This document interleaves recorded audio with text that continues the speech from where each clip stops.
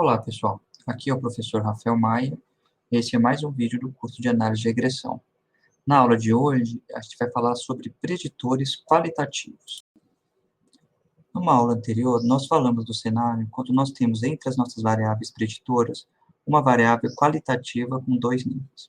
Aqui nós temos um exemplo de dados de seguros, onde as unidades amostrais são empresas, a variável y mede o tempo em mês até a implementação do seguro, a variável x1 é uma variável quantitativa que mede o tamanho da empresa com relação ao faturamento em milhões de dólares, e x2 é uma variável qualitativa que diz se a empresa tem ações na bolsa de valores ou não.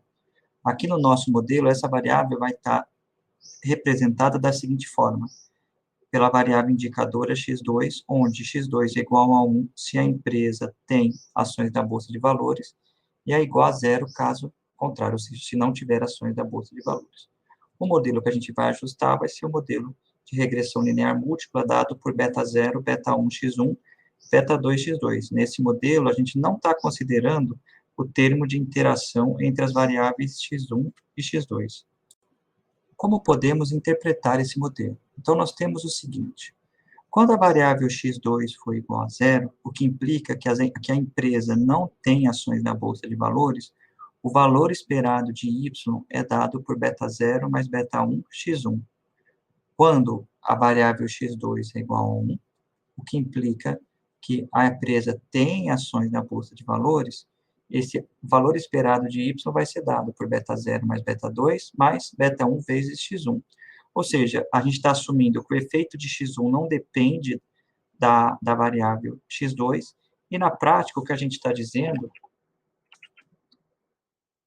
é que se aqui a gente tem a variável x1 no eixo x e a variável y no eixo y, né, a gente está dizendo que a reta de regressão para o modelo, para quando x2 é igual a zero, vai ser igual a beta 0 mais beta 1 x1. E eu tenho uma outra reta aqui paralela, que vai ser dado por y igual a beta 0 mais beta 2 mais beta 1 x1. Né? Só corrigindo aqui, y igual. Então, o que a gente está dizendo é que a relação entre x1 e y é a mesma, independente se são empresas que têm ações na bolsa ou que não têm ações na bolsa, ou seja, para cada unidade de x1 que você aumenta o valor esperado de y em beta 1, correto? E a diferença entre os grupos está no intercepto, né? As retas são paralelas, ok? Ou dito de outra forma, se você comparar dado x1 igual a um xzinho, certo? Se a gente pegar a diferença entre os efeitos dos dois modelos, vai dar exatamente igual a beta 2, ou seja, beta 2 é a diferença no valor esperado do y quando eu comparo empresas que têm ação na bolsa com empresas que não têm ação na bolsa, né? É a diferença entre as duas retas aqui.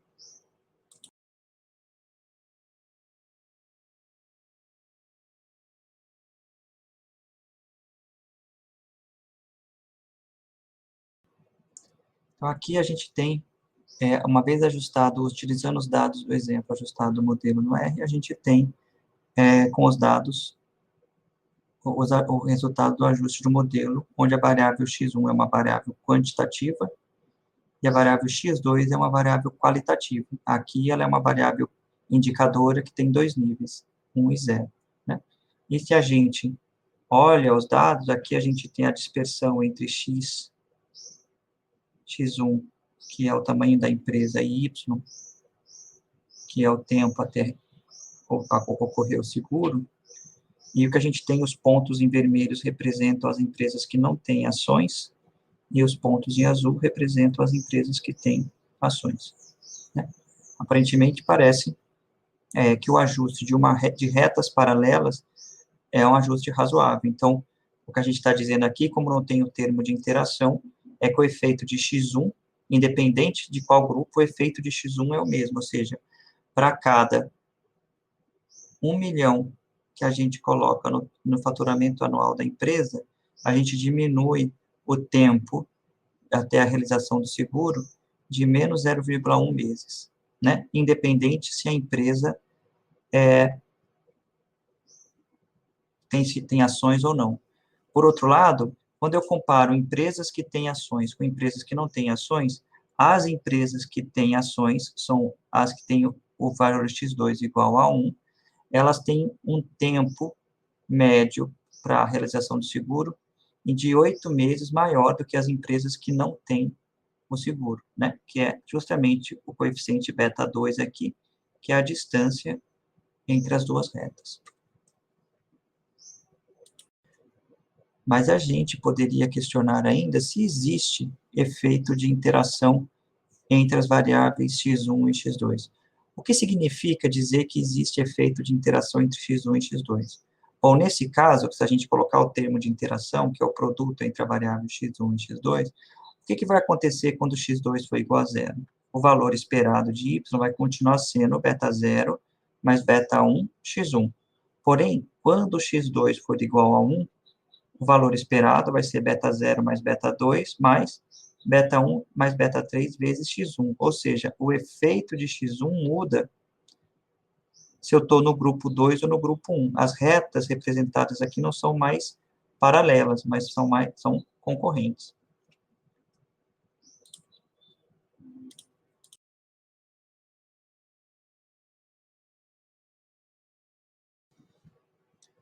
No nosso exemplo, no modelo ajustado com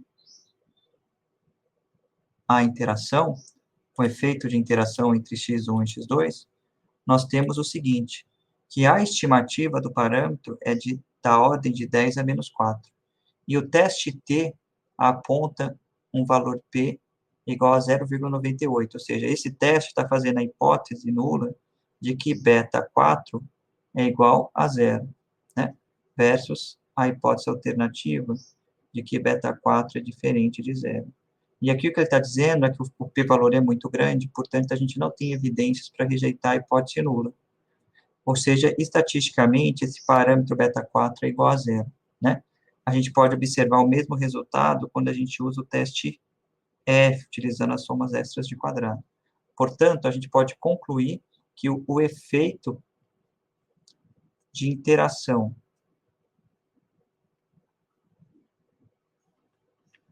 entre x1 e x2 não é significativo. E a gente pode tirar a interação do modelo. E a gente pode notar naquele gráfico de dispersão que eu mostrei anteriormente, né, de y contra x1, que mesmo colocando as retas no modelo com interação, a gente nota que as retas são basicamente paralelas. Isso porque o efeito de interação, o estimado é nulo, e o teste diz que o parâmetro é estatisticamente igual a zero. Então, nesse caso aqui, é razoável assumir que o efeito de x1 é o mesmo, independente dos grupos de empresas que a gente está olhando, ok? No entanto, as empresas do grupo 1, elas têm um tempo, em geral, 8 meses, em média, 8 meses maior do que as empresas do grupo 0. A gente pode expandir essas ideias para a situação ou cenário com a nossa variável qualitativa, ela tem mais do que dois níveis, mais do que duas possíveis respostas. Então, vamos considerar um exemplo onde nós temos um conjunto de dados onde Y mede o salário de funcionários de uma empresa, X1 mede anos de experiência desde a última titulação, e nós temos uma variável chamada título, que é o grau de titulação desse funcionário. Essa variável titulação, ela pode ter 3 níveis, bacharel, mestre e doutor. Então, é uma variável qualitativa que tem 3 níveis, ok? Para nós representarmos essa variável qualitativa no nosso modelo de regressão, nós vamos parametrizá-la utilizando duas variáveis dummies, ou variáveis indicadoras, né? Como é que a gente vai construir isso? Vamos construir uma variável x2 que ela recebe o valor 1 se o funcionário é mestre, 0 caso contrário, e variável x3, que ela recebe valor 1 se o funcionário é doutor e 0 caso contrário. Então, se x2 é igual a 0 e x3 é igual a 0, o funcionário é bacharel. Se x2 é igual a 1, obrigatoriamente x3 tem que ser igual a 0. E aí o funcionário é mestre, correto?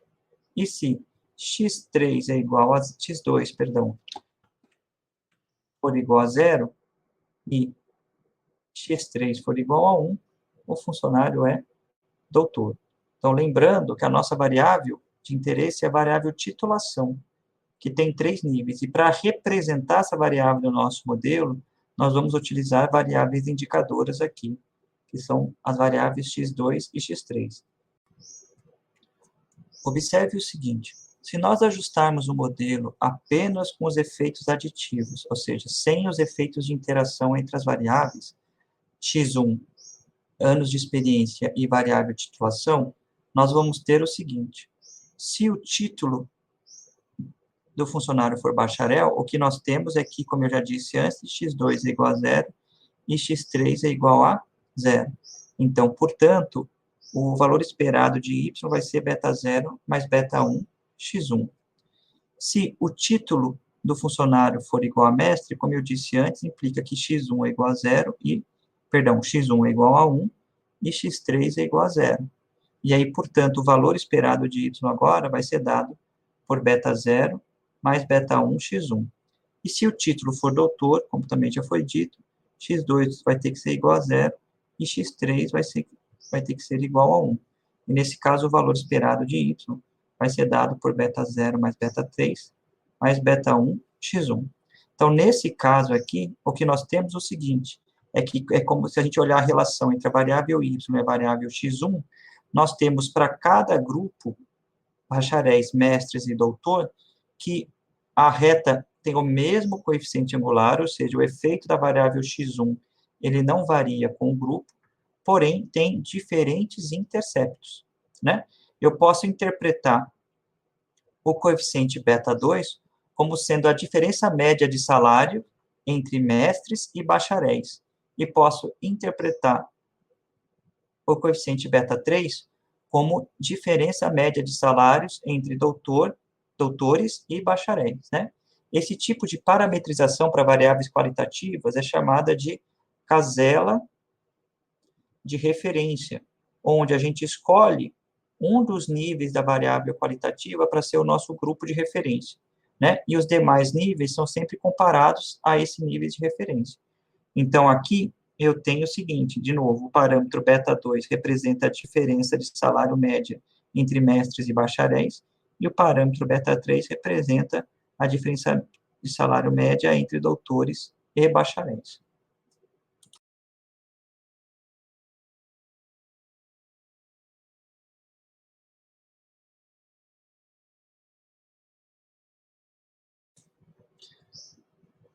Aqui nós temos o ajuste deste modelo no R. É importante salientar o seguinte, a gente não precisa, a priori, criar variáveis indicadoras, né, no R.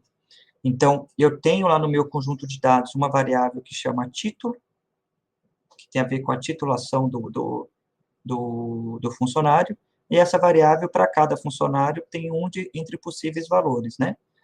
Bacharel, mestre ou doutor. No meu conjunto de dados, essa variável, ela não é numérica, ela é um caractere. Então, sempre, ou ela é um string, né? Sempre que você coloca uma variável no modelo, que ela é uma variável que ela é caractere, que ela não é numérica, o R vai interpretar essa variável como sendo uma variável qualitativa.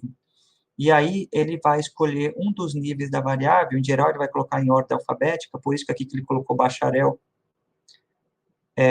como referência, ou você pode colocar a referência, eu escolhi aqui, por exemplo, trocar a ordem entre mestre e doutor, mas se fosse a ordem original, ele colocaria bacharel, mestre e doutor.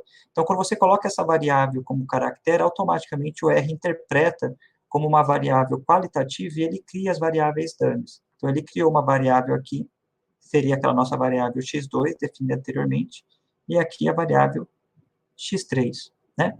Observe uma coisa importante. Quando eu faço o teste T, o que está sendo testado?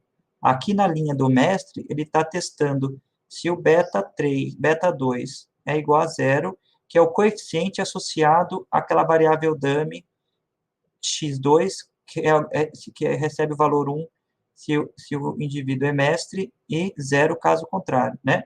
Então, esse beta 2, a gente viu que é a diferença na média do salário entre mestres e bacharéis, ok? Ele está testando se essa diferença é igual a zero. Quando eu olho aqui para esse outro teste, ele está testando se o beta 3 é igual a zero, né? O beta 3 é a diferença média do salário entre os doutores e bacharéis. É importante salientar que esses testes aqui dependem da parametrização que eu usei. Nesse caso aqui, eu coloquei os bacharéis como referência. E aí eu tenho essa interpretação para beta 2 e para beta 3. Mas eu poderia, por exemplo, ter colocado os mestres como referência. Nesse caso, o que nós teríamos aqui? Se o mestre fosse com referência, eu poderia ter criado a variável x2 igual a 1 se é bacharel e zero caso contrário, e x3 igual a 1 se é doutor e zero caso contrário. E aí o parâmetro beta 2 seria a diferença entre bacharéis e mestre, no caso aqui ia ser a mesma diferença, mas o parâmetro beta 3 seria a diferença entre doutor e mestre, e não entre doutor e bacharéis, ok? Então, esse teste aqui, ele depende da parametrização que você usou para sua variável qualitativa. Basicamente, depende em qual foi o nível da variável que você escolheu para ser o seu grupo de referência. Por outro lado, se a gente faz o teste F, o que esse teste F está fazendo? Utilizando o comando ANOVA, né? Então, lembrando lá, o que ele devolve para a gente são as somas extras de quadrados. Então, na primeira linha, ele está testando se o parâmetro beta 1 é igual a zero, no modelo em que só tem x1. E na segunda linha, você está testando se os parâmetros associados à variável titulação, eu vou ter dois parâmetros, beta 2 igual a zero, beta 3 igual a zero, são iguais a zero, dado que x1 e a variável titulação está no modelo.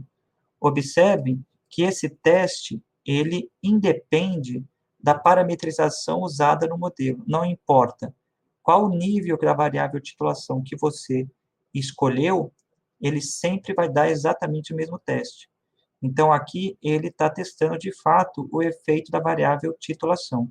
Aqui, o que ele está testando é se a diferença entre aquele grupo que você está olhando e o grupo de referência ele é igual a zero.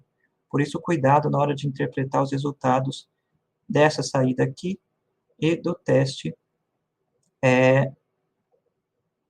do teste F. Então, como eu disse anteriormente, no nosso exemplo, da maneira como está parametrizada a variável titulação, em que a gente usou o bacharel como referência, o parâmetro beta 2 nos dá a diferença no salário médio entre mestres e bacharéis.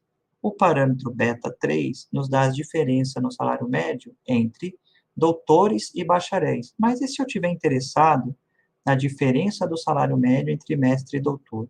Como que eu posso obter essa estimativa? Bom, se o título do funcionário é de mestre, nós temos que, pelo modelo apresentado, o valor esperado de y é dado por beta 0 mais beta 2 mais beta 1 x1. Isso porque a gente não está considerando a interação entre a variável x1 e as demais variáveis. Se o título é doutor, o valor esperado agora de y vai ser dado por beta 0 mais beta 3 mais beta 1 x1. Se pegarmos a diferença entre essas duas quantidades, salário médio do doutor e salário médio do mestre, nós vamos obter a diferença entre os dois grupos. Então, salário esperado do doutor e salário esperado do mestre, a diferença é beta 3 menos beta 2. Então, beta 3 menos beta 2 nos dá a diferença no salário médio estimado a partir do modelo entre doutores e mestres. A gente consegue também obter uma estimativa para o erro padrão dessa diferença do salário médio entre doutores e mestres. Se a gente lembrar lá de probabilidade ou de inferência, o que a gente aprendeu? Que a variância entre duas variáveis aleatórias, entre a diferença entre duas variáveis aleatórias, é a variância do primeiro mais a variância do segundo, menos duas vezes a covariância entre as duas variáveis. Então, para a gente obter uma estimativa da variância dessa diferença beta 3 chapéu menos beta 2 chapéu, né? A gente precisa obter a variância de beta 3, a variância de beta 2 e a covariância entre as duas estimativas, né? Voltando para os nossos dados, nós tínhamos que a estimativa de beta 3 era de 28,57 e a estimativa de beta 1 de 13,38. Então, a diferença entre doutores e mestres é de 15,18, né? Se a gente utilizar lá no R o comando ou a função vcob, a gente recupera a matriz de variância e covariância dos estimadores do nosso modelo, certo? Então, na diagonal principal, a gente tem as variâncias de cada um dos estimadores, e para cada um dos parâmetros, e fora da diagonal, a gente tem a covariância entre dois estimadores. Então, por exemplo, a variância do parâmetro beta 2, que é o parâmetro associado ao mestre, é de 21,22. A variância do parâmetro associado à indicadora se é doutor é de 24,02. A covariância entre esses dois parâmetros, beta 2 e beta 3, é dado por 13,48. Então, se eu quero calcular a variância entre beta 2 e beta 3 chapéu, essa variância vai ser dada pela variância estimada de um, na verdade, isso aqui é a variância estimada, né? A variância estimada do outro, menos duas vezes a covariância estimada deles, e a resposta é 18,28. Se eu quiser agora o erro padrão, basta tirar a raiz quadrada desse número, e a gente consegue construir, por exemplo, um teste T ou intervalos de confiança.